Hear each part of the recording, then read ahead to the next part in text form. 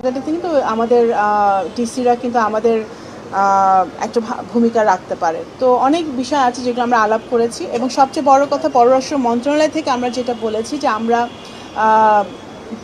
জেলা প্রশাসকগণ যে কোনো সময় যে কোনো বিষয় যদি ওনারা আমাদের সাথে আলোচনা করতে চান, শেয়ার করতে চান, কোনো পরামর্শ দিতে চান, সেগুলো উন্মুক্ত আছি আমরা পররাষ্ট্র মন্ত্রণালয়ের সাথে, তাদের যোগাযোগ উন্মুক্ত আছে, তারা যে কোনো সময় এসে আমাদের সাথে কথা বলতে পারেন এবং যোগাযোগ তো আছেই পররাষ্ট্র মন্ত্রণালয়ের সাথে আমাদের ডিসি পর্যায়ের এবং উপজেলা পর্যায়ে ইভেন সবসময় যোগাযোগ আছে।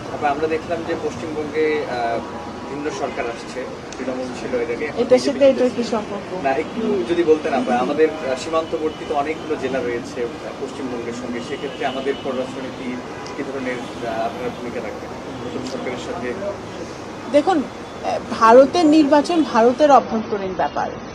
আমাদের বাংলাদেশের foreign policy across the board একই থাকবে। আমাদের বাংলাদেশ প্রথম বা বাংলাদেশ ফার্স্ট নীতিতে আমাদের ফরেন পলিসি, সেটা যেই সরকারই আসুক না কেন সেই সাথে আমাদের ফরেন পলিসি পরিবর্তন হবে না। আমরা আমাদের ফরেন পলিসি নিয়েই সবার সাথে আলোচনার ভিত্তিতে আগাবো। ধন্যবাদ।